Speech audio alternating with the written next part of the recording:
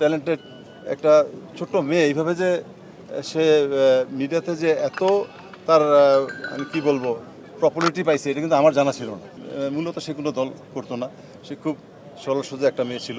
শ্বশুরবাড়ি আর কি, তার আম্মার একটা জায়গা আছে, সেখানে একটা মসজিদ নির্মাণ হবে এবং মসজিদের পাশে তাকে কবর দেওয়া হবে। আমার শুধু এটুকু অনুরোধ করবো, এই আমার মেয়ে কারিনার মতো অবস্থা যেন আর কারো না হয়। এখন না, এই কারিনার মতো অবস্থা যেন আর কারো না হয়, এই জন্য আমি অনুরোধ জানাবো সরকারকে, মানে প্রধানমন্ত্রীকে নতুন বাংলাদেশ করার তিনি প্রত্যয় নিয়েছেন, তিনি অঙ্গীকার করেছেন। এই যে হ্যাপাটাইটিস এ এবং ইর চিকিৎসার জন্য যে লিভার ট্রান্সপ্লান্ট হয় না বাংলাদেশে, আমরা তো জানতাম না, আমি ওখানে গিয়ে জানছি।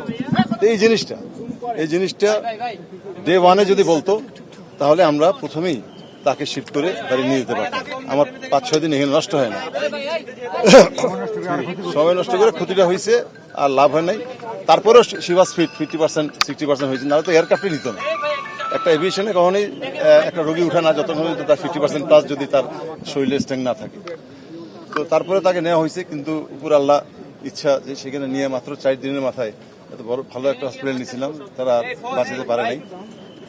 এখন প্রশ্ন আর কিছু থাকলে আপনারা আসলে পরবর্তী স্টেপগুলো কি, তার দাফন বা ইয়েগুলো একটু যদি জানান। দাফনটা হইলে এখানে জানাজা হবে, একটা বননী দরবার শরীফের এখানে একটা হবে, আরেকটা হবে অনেক তার ফ্যান ফলোয়ার্স। আমি আপনি বলছি, আমি নিজেও জানতাম না, ঢাকা বিশ্ববিদ্যালয় থেকে মনে হয় কয়েক হাজার ফোন, ছাত্রছাত্রীরা যে তাকে কি ভালোবাসতো।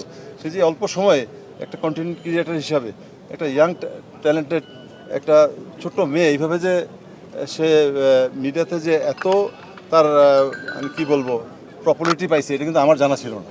আজকে অনেক আমি কিন্তু কাউকে বলি নাই আসার জন্য, অথচ তাকে আপনারা হয়তো দেখেছেন, তাদের অনেক ফ্যান ফলোয়ার্সের মধ্যে আপনারা হয়তো একজন। এই জন্য আমি আই ফিল প্রাউড। তো এরকম সে কোনো আসলে মূলত সে কোনো দল করতো না, সে খুব সরল সোজা একটা মেয়ে ছিল। সে অন্যায়ের বিরুদ্ধে মাঝে মাঝে কিছু ভিডিওগুলি করেছে। তারপরে শহীদ মিনার যাব, শহীদ মিনার থেকে মুন্সিগঞ্জে যেখানে দাফন করা হবে গজারিয়া, সেখানে হচ্ছে আমার শ্বশুরবাড়ি আর কি, তার আম্মার একটা জায়গা আছে, সেখানে একটা মসজিদ নির্মাণ হবে এবং মসজিদের পাশে তাকে কবর দেওয়া হবে।